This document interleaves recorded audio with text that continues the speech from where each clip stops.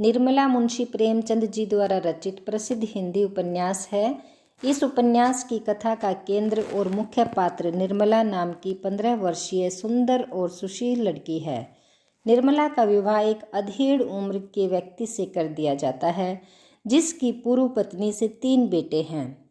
दहेज प्रथा और अनमेल विवाह ही इस उपन्यास के लेखन का आधार है। यूँ तो बाबू उदय भानुलाल के परिवार में 20 ही प्राणी थे। कोई ममेरा भाई था, कोई फुफेरा, कोई भांजा था, कोई भतीजा। लेकिन यहाँ हमें उनसे कोई प्रयोजन नहीं। वह अच्छे वकील थे, लक्ष्मी प्रसन्न थी और कुटुंब के दरिद्र प्राणियों को आश्रय देना उनका कर्तव्य ही था। हमारा संबंध तो केवल उनकी दोनों कन्याओं से है, जिनमें बड़ी का नाम निर्मला और छोटी का कृष्णा था। अभी कल दोनों साथ साथ गुड़ियाँ खेलती थी। निर्मला का 15वां साल था, कृष्णा का 10वां। फिर भी उनके स्वभाव में कोई विशेष अंतर नहीं था। दोनों चंचल खिलाड़िन और सैर तमाशे पर जान देने वाली थी। दोनों गुड़िया का धूमधाम से ब्याह करती थी, सदा काम से जी चुराती थी। माँ पुकारती रहती थी, पर दोनों कोठे पर छिपी बैठी रहती थी कि न जाने किस काम के लिए बुलाती हैं। दोनों अपने भाइयों से लड़ती थी, नौकरों को डांटती और बाजे की आवाज़ सुनते ही द्वार पर आकर खड़ी हो जाती थी। परंतु आज एकाएक एक ऐसी बात हो गई जिसने बड़ी को बड़ी और छोटी को छोटी बना दिया है। कृष्णा वही है, पर निर्मला बड़ी गंभीर, एकांत प्रिय और लज्जाशील हो गई है।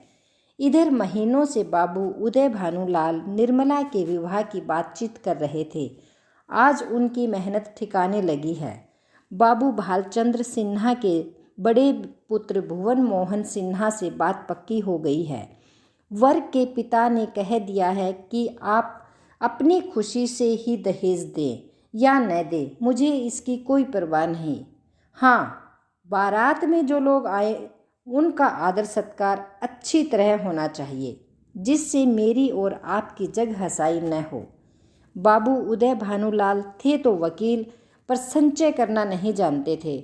दहेज उनके सामने कठिन समस्या थी। इसलिए जब वर के पिता ने स्वयं कह दिया कि मुझे दहेज की परवाह नहीं है, तो मानो उनकी आंखें मिल गई हों। डरते थे न जाने किस किस के सामने हाथ फैलाना पड़ेगा। 2-3 महाजनों को ठीक कर रखा था। उनका अनुमान था कि हाथ रोकने पर भी 20,000 से कम खर्च न होंगे। यह आश्वासन पाकर वे खुशी के मारे फूले न समाये। इसकी सूचना ने अज्ञान बालिका को मुंह ढांपकर एक कोने में बिठा रखा है। उसके हृदय में एक विचित्र शंका समा गई है। रोम रोम में एक अज्ञात भय का संचार हो गया है। न जाने अब क्या होगा। उसके मन में वे उमंगें नहीं हैं जो युवतियों की आंखों में तिरछी चितवन बनकर, होठों पर मधुर हास्य बनकर और अंगों में आलस्य बनकर प्रकट होती हैं। नहीं, वहाँ अभिलाषाएं नहीं हैं। वहाँ केवल शंकाएं, चिंताएं और भीरू कल्पनाएं हैं। यौवन का अभी तक पूर्ण प्रकाश नहीं हुआ है। कृष्णा कुछ कुछ जानती है, कुछ कुछ नहीं जानती। जानती है बहन को अच्छे अच्छे गहने मिलेंगे, द्वार पर बाजे बजेंगे, मेहमान आएंगे, नाच होगा, यह जानकर प्रसन्न है। और यह भी जानती है कि बहन सबके गले मिलकर रोएंगी, यहाँ से रो धोकर विदा हो जाएगी। मैं अकेली रह जाऊंगी, यह जानकर दुखी है।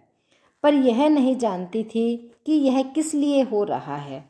माताजी और पिताजी क्यों बहन को इस घर से निकालने को इतने उत्सुक हो रहे हैं। बहन ने तो कुछ किया भी नहीं है, किसी से लड़ाई नहीं की। क्या इसी तरह एक दिन मुझे भी ये लोग निकाल देंगे? मैं भी इसी तरह कोने में बैठकर रोऊंगी और किसी को मुझ पर दया न आएगी। इसलिए वह भयभीत भी है। संध्या का समय था।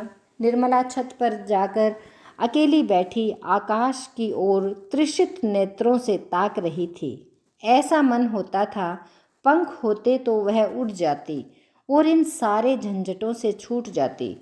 इस समय बहुधा दोनों बहनें कहीं सैर करने जाया करती थी। बग्गी खाली न होती तो बगीचे में ही टहला करती, इसलिए कृष्णा उसे खोजती फिरती थी। जब कहीं न पाया तो छत पर आई और उसे देखते ही हंसकर बोली, तुम यहाँ आकर छिपी बैठी हो और मैं तुम्हें ढूंढती फिरती हूँ। चलो, बग्गी तैयार करा आई हूँ।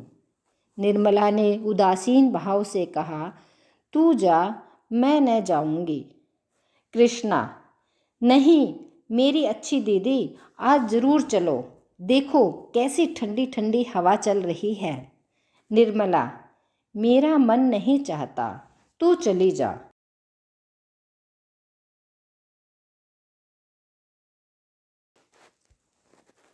कृष्णा की आंखें डबडबा आई, कांपती हुई आवाज़ से बोली, आज तुम क्यों नहीं चलती?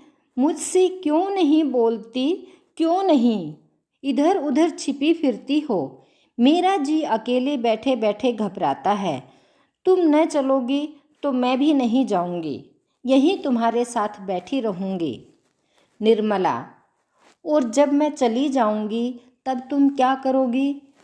तब किसके साथ खेलोगी और किसके साथ घूमने जाएगी, बता।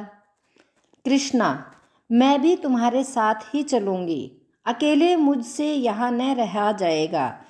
निर्मला मुस्कुरा कर बोली, तुझे अम्मा न जाने देंगी। कृष्णा, तो मैं भी तुम्हें न जाने दूंगी। तुम अम्मा से कह क्यों नहीं देती कि मैं न जाऊंगी? निर्मला, कह तो रही हूँ, कोई सुनता है? कृष्णा, तो क्या यह तुम्हारा घर नहीं है? निर्मला, नहीं, मेरा घर होता तो कोई क्यों ज़बरदस्ती निकाल देता। कृष्णा, इसी तरह किसी दिन मैं भी निकाल दी जाऊंगी। निर्मला, और नहीं क्या तू बैठी रहेगी? हम लड़कियां हैं, हमारा घर कहीं नहीं होता। कृष्णा, चंदर भी निकाल दिया जाएगा क्या? निर्मला, चंदर तो लड़का है, उसे कौन निकालेगा? कृष्णा, तो लड़कियां बहुत खराब होती होंगी। निर्मला, खराब न होती तो घर से भगाई क्यों जाती? कृष्णा, चंदर इतना बदमाश है, उसे कोई नहीं भगाता। हम तुम तो कोई बदमाशी भी नहीं करती। एकाएक चंदर धम धम करता हुआ छत पर आ पहुंचा और निर्मला को देखकर बोला, अच्छा, आप यहाँ बैठी हैं? ओहो, अब तो बाजे बजेंगे, दीदी दुल्हन बनेगी, पालकी पर चढ़ेंगी। ओहो ओहो। चंदर का पूरा नाम चंद्र भानु सिन्हा था। निर्मला से 3 साल छोटा और कृष्णा से 2 साल बड़ा। निर्मला, चंदर, मुझे चिढ़ाओगे तो अभी जाकर अम्मा से कह दूंगी। चंदर, तो चिढ़ती क्यों हो तुम भी? बाजे सुनना। ओहो हो, अब आप दुल्हन बनेंगी। क्यों किशनी, तू बाजे सुनेगी ना? वैसे बाजे तूने कभी न सुने होंगे। कृष्णा, क्या बैंड से भी अच्छे होंगे? चंद्र, हाँ हाँ, बैंड से भी अच्छे, 1000 गुने अच्छे, लाख गुने अच्छे। तुमने जाने क्या एक बैंड सुन लिया तो समझने लगी कि उससे अच्छे बाजे नहीं होते। बाजे बजाने वाले लाल लाल वर्दियाँ और काली काली टोपियाँ पहने होंगे, ऐसे खूबसूरत मालूम होंगे कि तुमसे क्या कहूँ।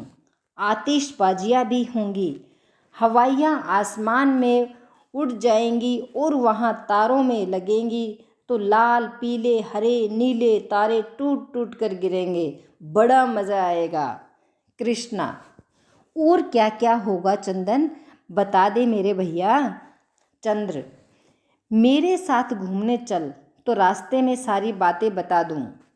ऐसे ऐसे तमाशे होंगे कि देखकर तेरी आंखें खुल जाएंगी। हवा में उड़ती हुई परियां होंगी, सचमुच की परियां। कृष्णा, अच्छा चलो, लेकिन न बताओगे तो मैं मारूंगी। चंद्र भानु और कृष्णा चले गए, पर निर्मला अकेली बैठी रह गई। कृष्णा के चले जाने से इस समय उसे बड़ा क्षोभ हुआ। कृष्णा, जिसे वह प्राणों से भी अधिक प्यार करती थी, आज इतनी निठुर हो गई, अकेली छोड़कर चली गई। बात कोई न थी, लेकिन दुखी हृदय, दुखती हुई आँख है जिसमें हवा से भी पीड़ा होती है। निर्मला बड़ी देर तक बैठी रोती रही। भाई बहन, माता पिता सभी इसी भांति मुझे भूल जाएंगे। सबकी आंखें फिर जाएंगी, फिर शायद इन्हें देखने को भी मैं तरस जाऊं। बाग में फूल खिले हुए थे, मीठी मीठी सुगंध आ रही थी। चैत की शीतल मन समीर चल रही थी। आकाश में तारे छिटके हुए थे। निर्मला इन्हीं शोकमय विचारों में पड़ी पड़ी सो गई और आंख लगते ही उसका मन स्वप्न देश में विचरने लगा। क्या देखती है कि सामने एक नदी लहरें मार रही है और वह नदी के किनारे नाव की बाट देख रही है। संध्या का समय है। अंधेरा किसी भयंकर जंतु की भांति बढ़ता चला आता है। वह घोर चिंता में पड़ी हुई है कि कैसे यह नदी पार होगी, कैसे पहुंचूंगी। रो रही है कि कहीं रात न हो जाए, नहीं तो मैं अकेली यहाँ कैसे रहूँगी। एकाएक उसे एक सुंदर नौका घाट की ओर आती दिखाई देती है। वह खुशी से उछल पड़ती है और ज्यों ही नाव घाट पर आती है वह उस पर चढ़ने के लिए बढ़ती है, लेकिन ज्यों ही नाव के पटरे पर पैर रखना चाहती है उसका मल्लाह बोल उठता है, तेरे लिए यहाँ जगह नहीं है।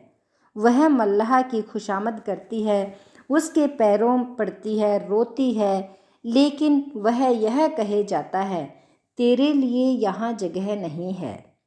एक क्षण में नाव खुल जाती है। वह चिल्ला चिल्ला कर रोने लगती है। नदी के निर्जन तट पर रात भर कैसे रहेगी, यह सोच वह नदी में कूदकर उस नाव को पकड़ना चाहती है कि इतने में कहीं से आवाज़ आती है, ठहरो ठहरो, नदी गहरी है, डूब जाओगी। वह नाव तुम्हारे लिए नहीं है, मैं आता हूँ, मेरी नाव में बैठ जाओ, मैं उस पार पहुँचा दूँगा। वह भयभीत होकर इधर उधर देखती है कि यह आवाज़ कहाँ से आई।